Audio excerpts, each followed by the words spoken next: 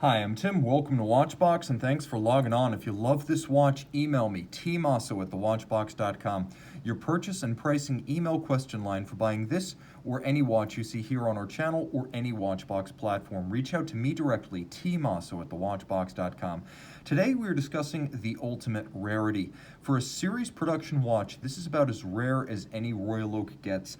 I present to you the Audemars Piguet Royal Oak Dual Time 25730TT, principally in tantalum with stainless steel trim. This is a 36mm mid-size Royal Oak, part of a series launched in 1989, and this one with a high D serial number, circa roughly 1992 or 1993, early 1990s, a real rarity as the entire case and bracelet, with the exception of the center links and the bezel, made of blue-gray tantalum metal.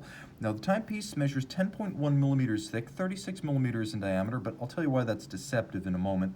From lug to lug, if you just count the case, the watch is 46.1 millimeters, but if you include the rigid outcropping of these stainless steel lateral links, the little plot intermediates, it's a larger 49.6 millimeters across the wrist. And on my wrist, which is 16 centimeters in circumference, you get a good sense of the size of one of these. It doesn't wear like a 36 millimeter watch.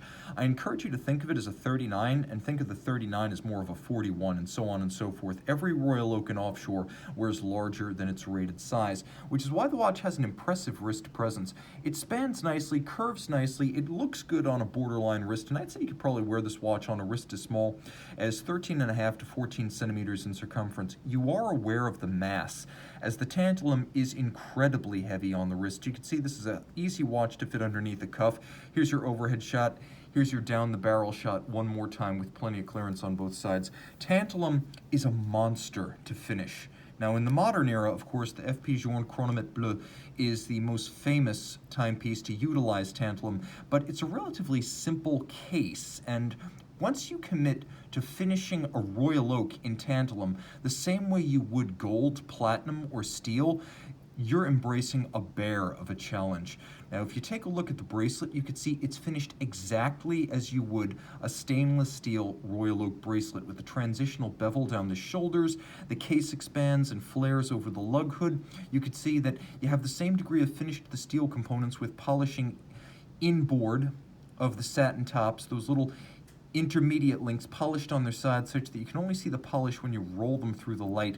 The satin finish you can see across the top as well as across the sides. Note vertical satin finish in profile, longitudinal satin finish across the tops. The clasp, as you can see, is from a different generation of Audemars Piguet, and if you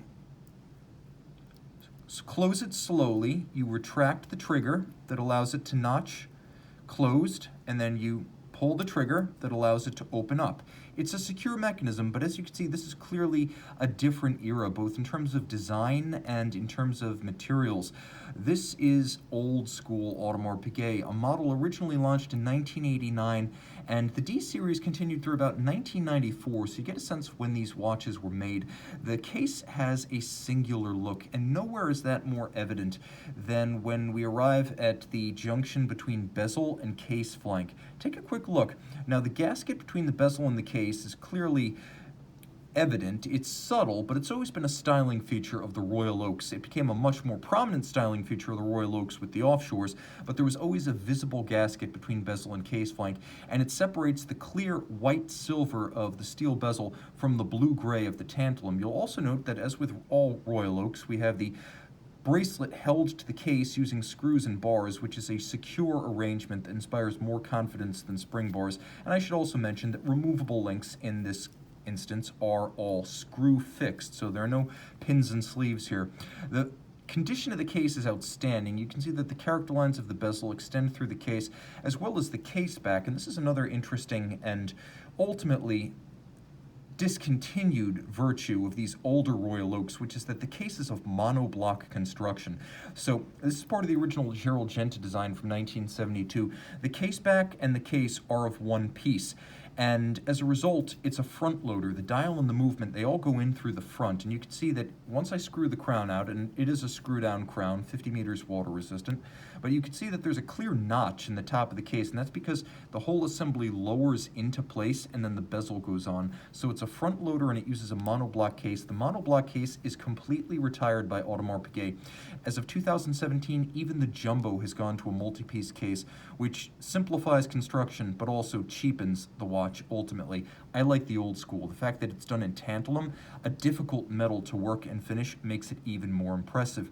The dial is Petite Tapisserie. It is true tritium. The hands are white gold factory service replacement items in Luminova, but the dial itself is original tritium. Now this is a pantograph cut and gray galvanized Petite Tapisserie, and the pantograph in this instance would have been cutting the dial at Stern Frère, which is a historically Stern Brothers or Stern family-owned company, and yes, we are talking those Sterns of Patek Philippe, though in the modern era, Stern Frère is owned by Richemont. So that is why today AP makes these in-house, but they make them by the same method, which is the mimicry engine, the 19th century pantograph lathe.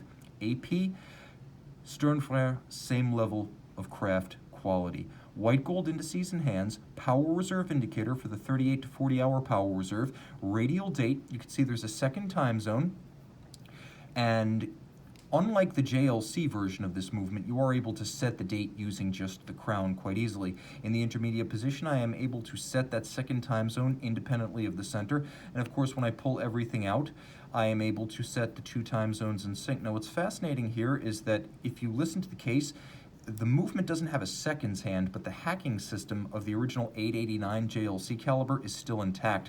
AP calls this modular movement with the date, the second time zone, and the power reserve caliber 2229-2845. It's a 37 joule automatic winder based on the bidirectional winding JLC movement. It has a 38 to 40 hour power reserve. It does have hacking. It beats away at 28,800 vibrations per hour, and it's adjusted in a high horology and chronometer standard 5 positions.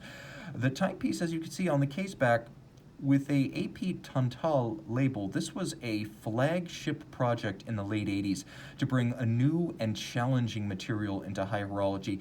AP did it and succeeded, but has seldom revisited this material as it is such an absolute bear to execute, never mind to execute on the level of finish necessary on a Royal Oak. This is a truly special watch in every regard.